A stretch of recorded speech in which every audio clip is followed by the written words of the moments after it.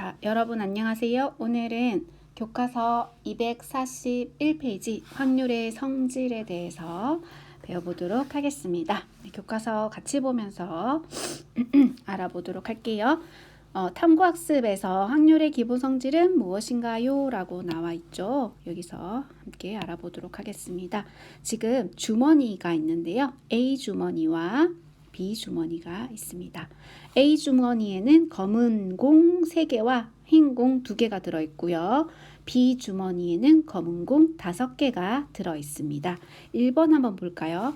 주머니 A에서 1개 공을 임의로 꺼낼 때 흰 공이 나올 확률을 구하여 보자. 그럼 A 주머니에는 공이 모두 5개 있죠. 그렇죠? 5개 중에 흰 공이 나올 확률은 흰 공이 2개 있으니까 5분의 2라고 할 수 있겠네요. 2번 볼까요? 주머니 B에서 1개의 공을 임의로 꺼낼 때 흰 공이 나올 확률과 검은 공이 나올 확률을 각각 구하여 보자. B에서는 검은 공이 5개 있습니다. 공이 총 5개 있는데요. 먼저 우리 흰 공이 나올 확률 먼저 구해 볼까요? 흰 공이 나올 확률은 5개 중에 흰 공이 몇 개 있나요? 하나도 없죠. 5분의 0, 즉 0이라고 할 수 있고요. 검은 공이 나올 확률은 전체 5개 공 중에서 검은 공이 5개 있습니다. 그래서 검은 공이 나올 확률은 1이라고 말할 수 있겠죠. 네, 밑에 1번, 2번 빈칸이 있네요. 1번 마찬가지로 A에서 흰 공이 나올 확률은 빈칸에다가 우리 쓰시면 되겠습니다. 2번 B에는 흰 공이 1개도 없으므로 주머니 B에서 흰 공이 나올 확률은 5분의 0이고요. 그래서 0이라고 할 수 있고 검은 공이 나올 확률은 5분의 5 약분하면 1이다 라고 말할 수 있습니다. 탐구학습에서 이렇게 주머니에서 검은 공이 나올 확률과 흰 공이 나올 확률을 각각 구해봤는데요. 이것과 확률의 기본 성질과 무슨 상관관계가 있을까요? 우리 한번 아래에 와서 교과서 아래에 와서 알아보도록 하겠습니다. 확률의 기본 성질 보세요. 자, 여기서 우리 검은 주머니 B에서 흰 공이 나올 확률을 구해봤는데 그 확률은 0이었습니다. 왜요? 흰 공이 하나도 들어있지 않았죠. 그래서 절대로 일어나지 않는 사건이 있어요. 그때는 그 확률을 우리는 0이라고 할 수 있습니다. 그리고 반대로 검은 공만 들어있는 주머니에서 검은 공을 뽑을 확률, 검은 공이 나오는 사건은 반드시 일어나죠.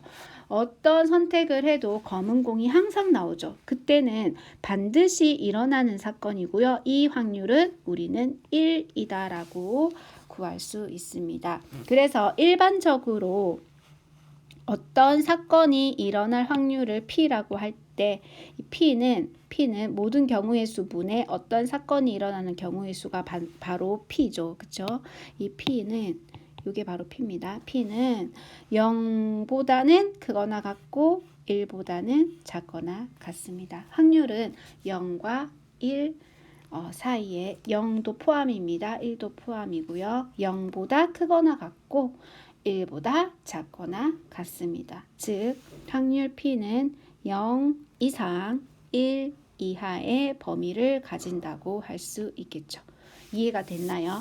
네, 그러면 우리 다음 페이지 한번 살짝 넘어가서 정리해 보도록 하겠습니다. 이상을 정리하면 다음과 같다. 확률의 기본 성질 1입니다. 첫 번째, 어떤 사건이 일어날 확률을 P라고 하면 P의 범위는 0 이상 1 이하입니다. 우리 앞에서 봤죠. 검은 공과 흰 공을 뽑을 확률에서 0과 1 이하인 확률 P를 구할 수 있었고요. 그리고 절대로 일어나지 않는 사건의 확률은 0입니다. 검은 공만 들어있는 주머니에서 흰 공을 뽑을 확률은 0이겠죠.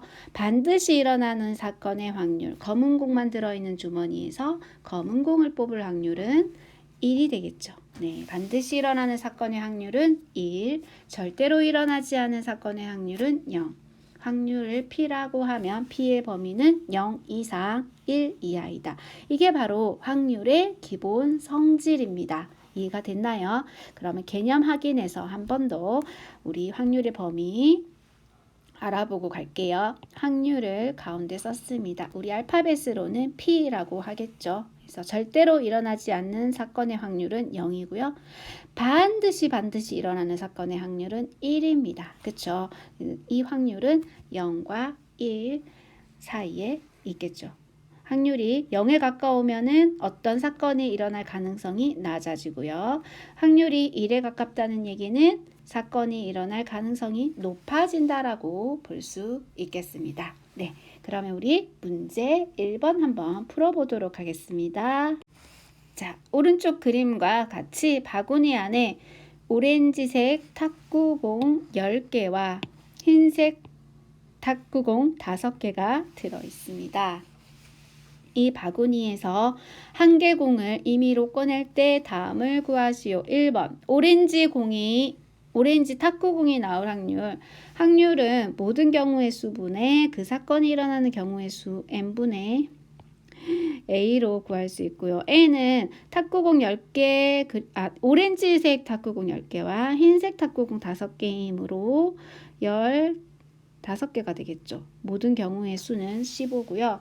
오렌지색 탁구공은 10개가 있습니다. 그쵸? 그래서 오렌지색 탁구공이 나올 경우의 수는 10이라고 할 수 있죠. 그래서 확률은 15분의 10이고요. 5로 약분이 됩니다. 그래서 5로 약분하면은 3분의 2가 오렌지색 탁구공이 나올 확률이 되겠습니다. 됐나요?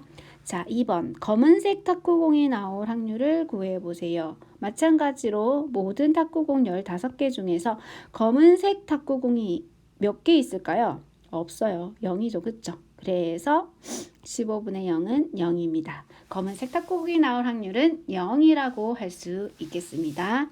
세 번째, 탁구공이 나올 확률. 탁구공 15개 중에서 하나를 뽑아요. 하나를 뽑았을 때 그게 탁구공일 확률입니다. 모두 탁구공이잖아요. 15개 모두 탁구공입니다. 그래서 탁구공이 나올 확률은 1이라고 할 수 있죠. 반드시 일어나는 사건이 되겠습니다. 됐나요? 네, 그러면 우리 생각 넓히기 잠깐 볼게요. 생각 넓히기입니다. 서준이와 하윤이가 우리 주변에서 일어나는 사건이 0인 사건과 일어날 확률이 1인 사건에 대하여 말한 것이다. 모든 별로 다른 예를 각각 찾아 비교하여 보자. 서준이가 뭐라고 했냐면요. 콩이 발아하여 팥이 나올 확률은 0이다 라고 했습니다. 네, 콩을 심으면 콩이 나오겠죠. 팥이 나오진 않으니까 0입니다. 그리고 하윤이는 콩이 발아하여 콩이 나올 확률은 1이다. 네. 콩을 심었어요. 발아했어요. 그러면 콩이 나오겠죠? 그쵸? 반드시 일어나는 사건의 확률 1, 절대로 일어나지 않은 사건의 확률은 0입니다. 여러분도 교과서에서 0인 확률과 1인 확률의 예를 하나씩만 교과서에 적어 놓기 바랍니다. 뭐 예를 들어서 이런 것도 있겠죠. 주사위 1부터 6까지 쓰여 있는 정육면체 주사위를 던졌는데 7이 나올 확률은 0이겠죠. 네, 그런 거라든지 아니면은 뭐 여러분 일상생활에서 오늘이 수요일입니다. 그죠? 수요일 맞나요? 수요일 반도 있고 목요일 반도 있는데 오늘이 수요일입니다. 내일이 목요일일 확률은 1이죠. 네, 반드시 내일은 목요일이 되겠습니다. 혹은 해가 서쪽에서 뜰 확률은 0이겠죠. 이런 것들. 네, 예를 들면 아주 많을 겁니다. 여러분도 0이 되는 확률과 1이 될 확률을 각각 예시를 한번 생각해보고 교과서에다가 서준이, 하윤이처럼 적어놓기 바랍니다. 자, 다 적으셨나요? 네, 그러면 우리 243페이지 와서 어떤 사건이 일어나지 않을 확률은 어떻게 구하나요에 대해서 살펴보도록 하겠습니다. 어떤 사건이 일어날 확률은 우리는 P라고 합니다. 그쵸? 네, 이번에는 어떤 사건이 일어나지 않을 확률은 어떻게 구할 수 있을까요? 교과서에 있는 예제로 한번 살펴보도록 하겠습니다. 1부터 12까지 자연수가 각면에 하나씩 적힌 정12면체 주사위 모양이 있습니다. 자, 정12면체 주사위는 1부터 12까지 수가 적혀 있습니다. 주사위를 한 번 던질 때 소수가 나오는 경우를 한번 구해 볼까요? 소수가 나오는 경우는 소수란 얘기는 약수가 1과 자기 자신밖에 없는 수를 우리는 소수라고 하죠. 네, 1부터 10위까지 중에서 소수는 2와 3, 5, 7, 11, 5가지가 있습니다. 그러면 소수가 나올 확률은 전체 12분의 5가 되겠죠. 소수가 나오지 않을 확률은 어떻게 구할까요?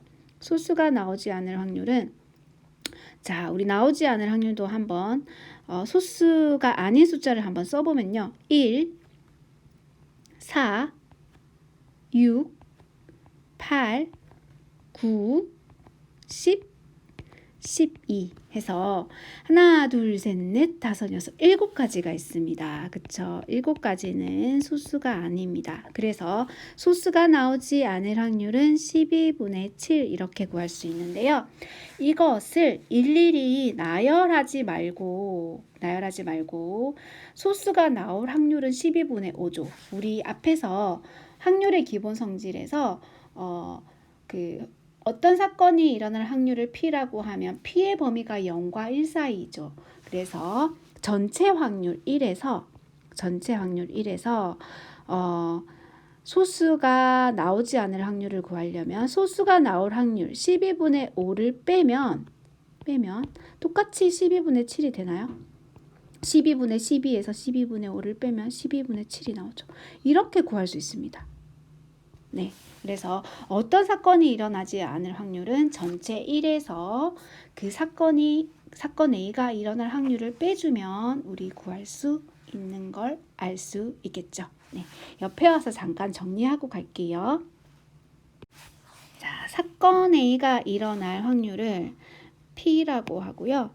사건 A가 일어나지 않을 확률을 Q라고 한번 해봅시다. 그러면 사건 A가 일어나지 않을 확률 Q는 전체 1에서 사건 A가 일어날 확률 P를 빼면 구할 수 있습니다. 그렇다면 얘들아, 사건 A가 일어날 확률 P와 사건 A가 일어나지 않을 확률을 더하면 뭐가 될까요? 전체 확률 1이 됨을 알 수 있겠죠. 네, 이걸 왜 알려주냐면요. 어떤 경우에는 사건 A가 일어날 확률을 구하라고 했는데 어떤 경우에는 전체에서 사건 A가 일어나지 않을 확률을 빼주는 게 더 쉬울 수가 있어요. 반대로 사건 A가 일어날 확률은 마찬가지로 전체 1에서 사건 A가 일어나지 않을 확률 Q를 빼줘도 마찬가지로 구할 수 있습니다. 여러분이 어떤 방법을 쓰든 쉽게 구할 수 있는 방법으로 구할 수 있다고 합니다. 그래서 확률의 기본 성질, 어떤 사건이 일어나지 않을 확률은 전체 1에서 어떤 사건 A가 일어날 확률을 빼주면 구할 수 있습니다. 됐나요? 그 다음에 하나 더 알려주고 가겠습니다. 우리 어차피 교과서에 문제로 나와 있어서 적어도 하나는 뭐뭐일 확률을 구하세요 라는 문제가 있습니다. 적어도 하나는 뭐뭐일 확률은 하나가 뭐뭐일 수도 있고 2개일 수도 있고 3개일 수도 있고 모두 다 구하라는 거예요. 이럴 경우에는 전체 1에서 모두 뭐뭐가 아닐 확률을 빼주는 게 훨씬 구하기 쉽습니다. 예를 들어서 교과서로 올게요. 예를 들어서 교과서 예제로 볼게요. 자, 확률의 기본 성질은 우리 앞에서 했고요. 사건 A가 일어날 확률을 P라고 하면 사건 A가 일어나지 않을 확률은 1에서 사건 A가 일어날 확률 P를 빼주면 구할 수 있습니다. 예제로 한번 가보도록 하겠습니다.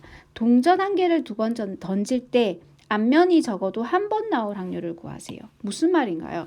적어도 앞면이 한 번 나온다는 거는 한 번 나오는 경우 그리고 2번 나오는 경우 다 구하라는 거죠. 그쵸? 이럴 경우에는 전체 확률 1에서 뭘 빼주는 게 쉽다고요? 모두 뒷면이 나올 확률을 빼주면